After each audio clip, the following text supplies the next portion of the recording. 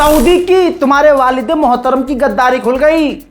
जो शिया सुन्नी करते हैं, अरे ईरान ने अपने डील में फिलिस्तीन का नाम नहीं लिया। अरे सुअर की झांट, अब बोलो अपने बाप पर कि सऊदी अरब ने तो नॉर्मलाइजेशन कर लिया।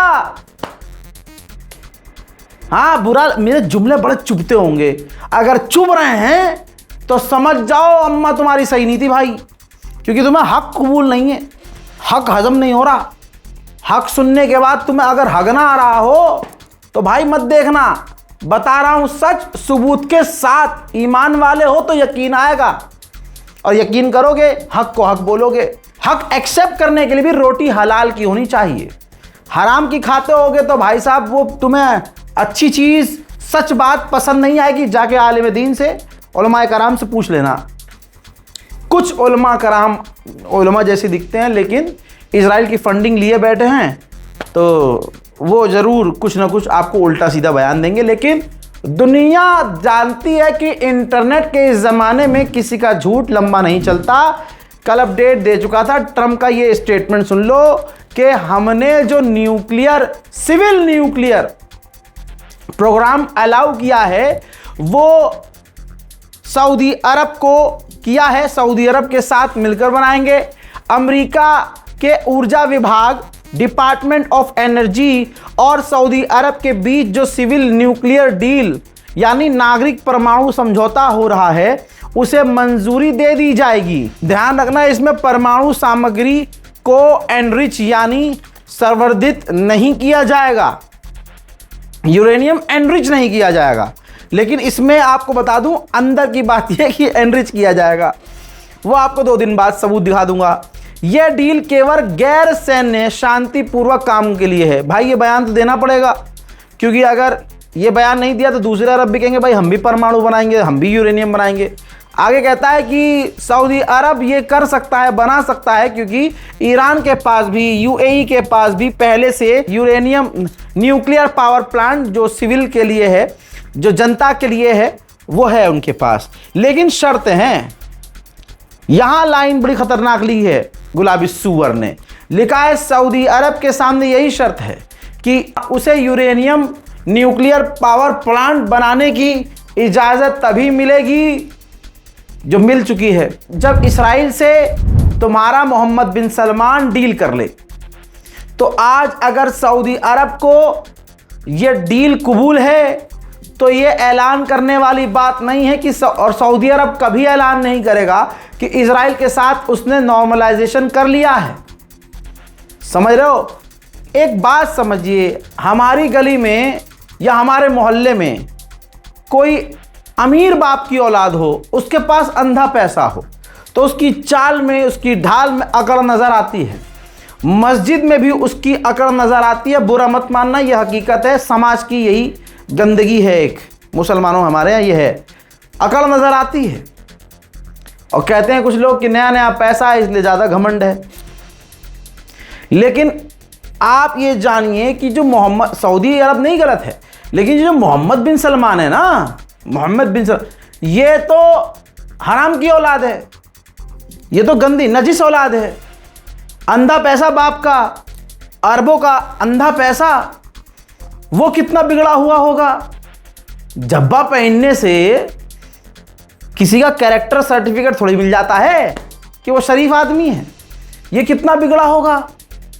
तो भाई साहब, जब ये अब्राहम अकॉर्ड कर लेगा तो तुम्हें ऐलान करके बताएगा क्या? ऐलान तो अमेरिका करेगा, क्योंकि ट्रंप ने तो क्लियर कह दिया कि लाला अगर न्यूक्लियर पावर प्लांट आपको चाहिए तो आपको अब्राहम अकॉर्ड में शामिल होना होगा।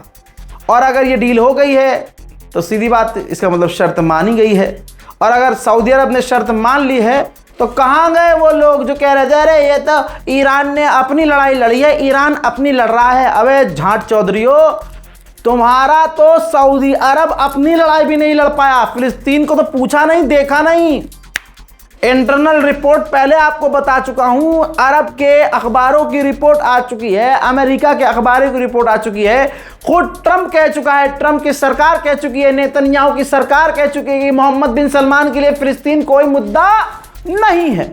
उनको बस अपने लोगों को, जो अरब के लोग हैं, उनको शांत करने के लिए वो भड़क न जाएं, इसलिए थोड़े बहुत बयान खिलाफ देने पड़ते हैं। तो मोहम्मद बिन सलमान वालों, ओ इधर जहन्नम में चलो चलो चलो चलो। अभी भी बहुत लोगों को बुरा लगा, बड़ा खराब बोल दिया रजा ने। मेरा बच चले तो तुम्हारे मुंह में मूत दूं। सबूत ये देखो, उम्मत मुस्लिमा को बदनाम करने वालों, सुन्नियों को बदनाम करने वालों, शिया सुन्नियों को बीच से काट कर अलग करने वालों, देखो गंदी नाली के कीड़ों, देखो प्राइम मिनिस्टर ऑफ इस्राइल ने खुद पोस्ट किया है, खुद, कि ये जो अमेरिका और हमने मिलकर जॉइंट अटैक किया है, मिलिट्री एक्शन किया है तेहरान के अंदर, और तेहरान के जो सपोर्टर हैं, ईरान की जो प्रॉक्सीज हैं, उनके ऊपर जो हमने हमला किया है, उसी का ये रिजल्ट है कि इलाके में शांति आना संभव हुआ है। और ये जो अमेरिका और सऊदी अरब की डील हुई है, जो अब्राहम अकॉर्ड्स के रास्ते खुले हैं, ये उन्हीं हमलों का नतीजा है। अल्लाह अकबर। पढ़ो तस्बीह मोहम्मद बिन सलमान के नाम की। लो अब व्हाइट हाउस का भी सबूत दे रहा हूं। कहां स्किप कर रहे हो? बुरा लग रहा है ना? व्हाइट हाउस की प्रवक्ता ने कहा है कि ये जो एग्रीमेंट हुआ है, ये जो डील हुई है सऊदी अरबिया के साथ, इसकी शर्त यही है, अब्राहम अकॉर्ड। सुनिए, ध्यान सुनिए।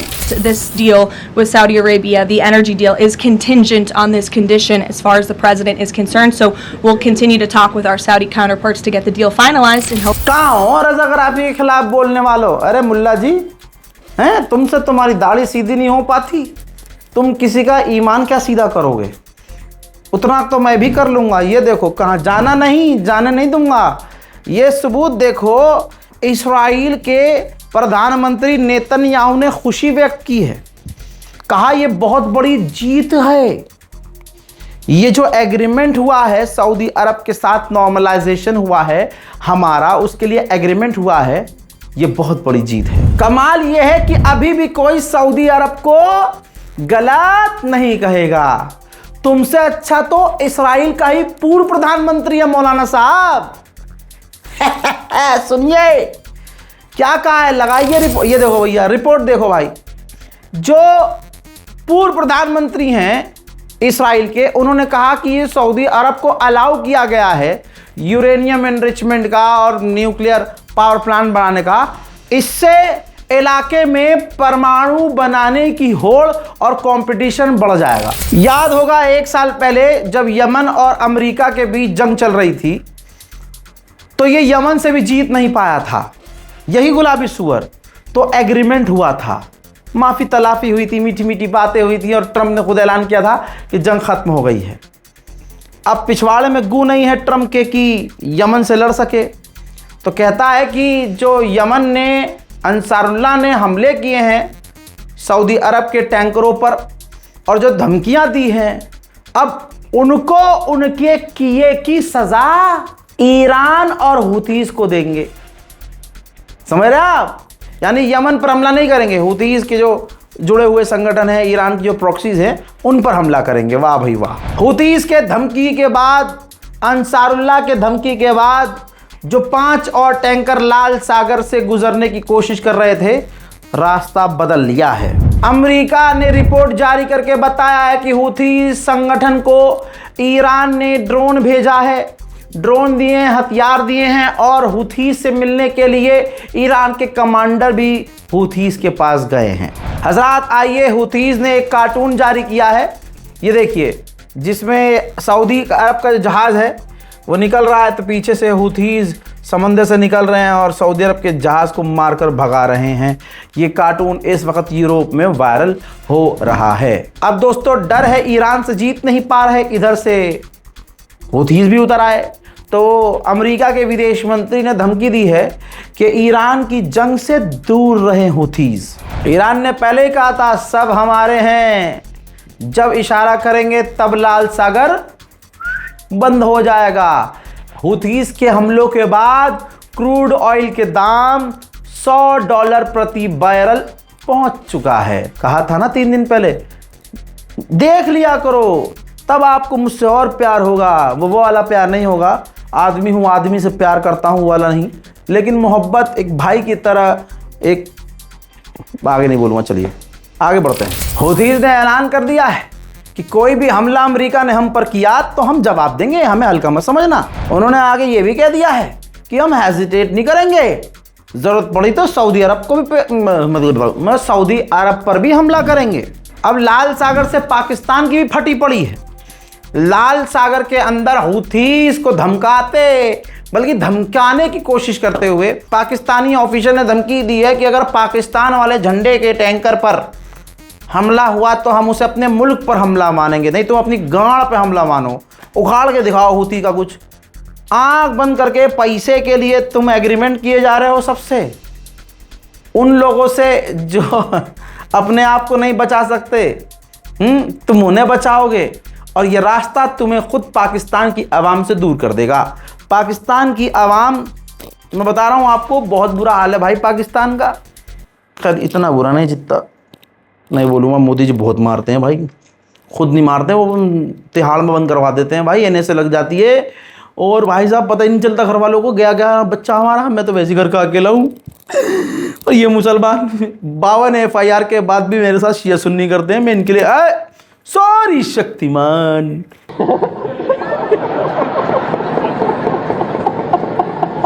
मेरे दोस्तों ये तस्वीर देखिए, मैप देखिए, डिटेल है यहाँ पर जहाज़ों की। लाल सागर में हूथीज़ ने 2 चाइना के टैंकरों को जाने दिया है, क्योंकि उसके अंदर सऊदी अरब का तेल था और वो तेल चाइना जा रहा था। चाइना की विदेश नीति देखो भाई क्या ज़बरदस्त है।